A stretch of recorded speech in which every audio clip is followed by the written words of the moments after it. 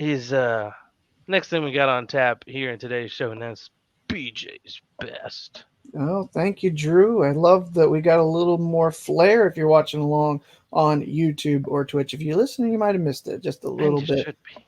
Yeah, it should be. But well, Drew, I was stumbling upon looking at what I could talk about here in BJ's Best for this edition, and I found something that today honors, and I had no idea this was a thing. Um, No. and so I wanted to ask you because I've definitely got some familiarity, some experience with it.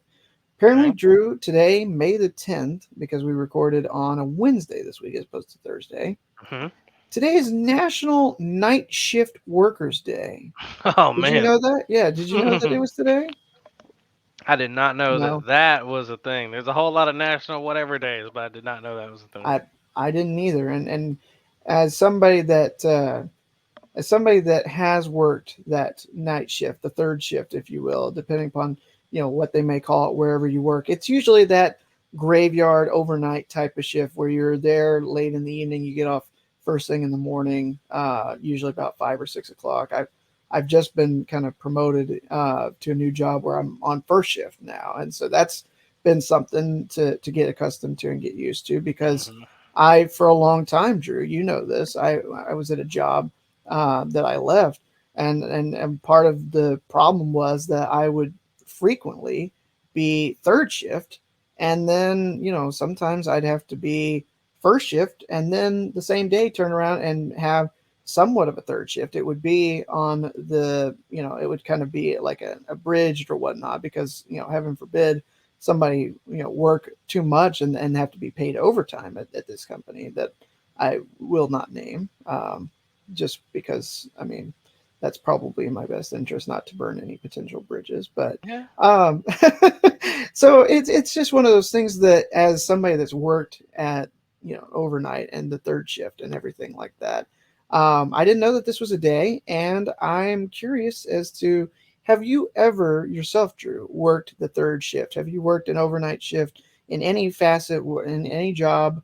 Have you ever had that third shift where for the most part, I will tell you, everybody's sleeping, nobody bothers you. You can get away with a whole lot. Not saying that I did anything that I would need to get away with, but yeah, that's the thing. If somebody were to think that way, they probably could get by with quite a bit. Just because, who's going to be there to make sure you're actually doing work, or are you just there to sit there and watch the clock tick? Yeah, no, I haven't had an overnight job, but I have had a night shift. Hmm. It was like Your time at LED doesn't count. I will say no, that. that does not count. Even though we did get out of there at 11, That's when that the is third shift usually starts, Drew. yeah, that's why I said night shift, not the overnight. I never went by the numbers. I just knew morning, day Mm, shift and night shift, but yeah. I had one for a little bit there. I didn't like it. It was like 3 to midnight, and that is a pretty lame shift because I mean, you if you wake up any bit later, even if you don't, I mean, by the time noon comes around, you're eating lunch. Next thing you know, a couple hours It's later, time to you got to go to work. work. Yeah. Yeah, and then your day's over by the time you get off, and Hmm. nothing's open where I was at anyway. Nothing open Mm. past midnight, so you just gotta tucker it on home. But I've had a night shift of sorts. I have not had the third shift slash overnight shift, and it is not one that is built for me. I'd rather get up at the butt crack of dawn, unfortunately, than do that overnight stuff. Well, I tell you what. I think it's just because it's been so new and recent that I've been on this shift, and so it's something I'm still trying to get used to. I've handled it a little bit better than I thought I would, and definitely caffeine helps. I've been trying not to overdo it because I still am not trying to get back on bad habits of soda and whatnot. But it's tough when even if you go to bed at a good enough time, it still feels like when the time I got to get up and start getting ready, it's still just not enough sleep to. I feel like Drew, we're doing a show talking about basketball, and I'll be honest with you, outside of some of the weekends, I have not gotten to watch any of the late games live. since I Oof. started this job. It's because I can't stay up and watch them and then turn around and get up at 4 or 5 hours later. It's Oh just yeah. too much. I need to sleep instead. So that's been weird getting used to because I'm the type of person that I actually seem to work better. I may be just wired a little bit differently, that I didn't mind the third shift. I was kind of that way where people left me alone.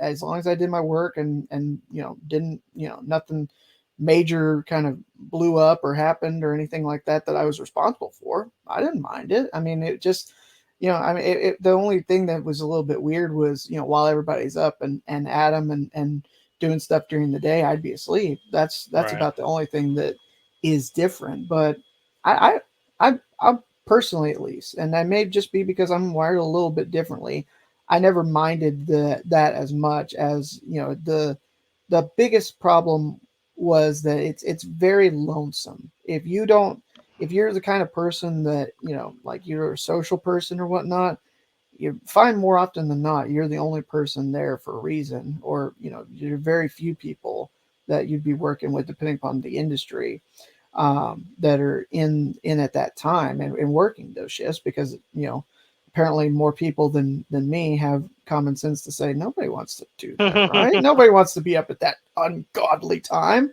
um but so to me at least, I don't think that it was biggest problem of the shift or anything about it.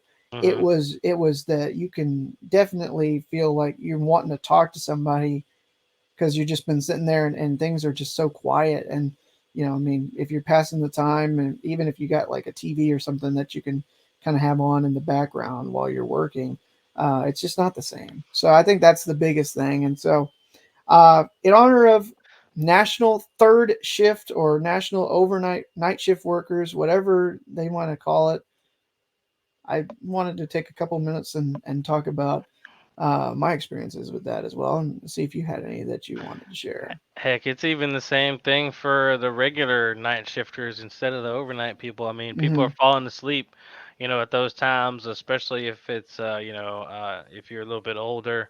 Or, I Hmm. mean, even people that are our age right now, some people tuck it in by 9 o'clock or something. You're still working for 2 or 3 more hours. That makes Yeah. your last few hours of work pretty boring and dry Yeah. if you've got, the free time like that. Or, Yeah. like in radio, you're sitting at the board and get kind of boring. Hmm. You want stuff to do on your Yeah. phone, or you're just a little warehouse job. You pop out your phone because you get a little bored doing that, because it's just like everybody at their machine or whatever doing their work, and it's not a whole lot of talking. So Yeah. those things can get boring, and like if you can't get on your phone, you get sleepy maybe because it's so boring in there. But Yeah.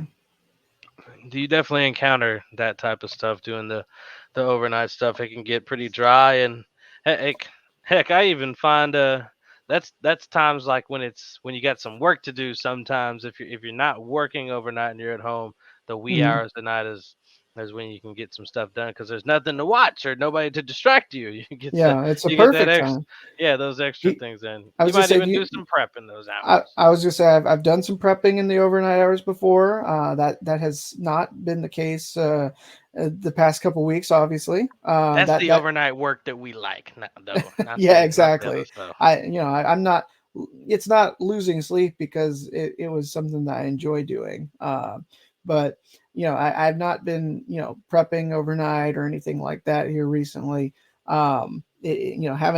Having to work that first shift, at least it does open up. Like yesterday, I had to take care of some personal errands, so I got off work, came home, like refilled my water bottle or something, and then I went and got some lunch, went to the bank, went to, had some minor car work looked at, or minor car work done. And I mean, it didn't take too long at all. And I was Right. amazed that, I got started with that probably a little bit before 1. And then, I'm sitting around, I get back home after all that and it's like 2. And I'm like, dang, I still got all this time, So I'm just like amazed. So I'm pretty much all but done with everything that I needed to do in that respect. And early in the week, have plenty of time to do our show and everything else, and prep for that stuff, and get ready still for the next day. So um yeah, so that's in honor of those that will be maybe listening to this show overnight one of these days. We salute you, third shift workers, night shift, Right. overnight, everybody. And on May the 10th, happy National Night Shift Workers Day, Drew. That is BJ's best.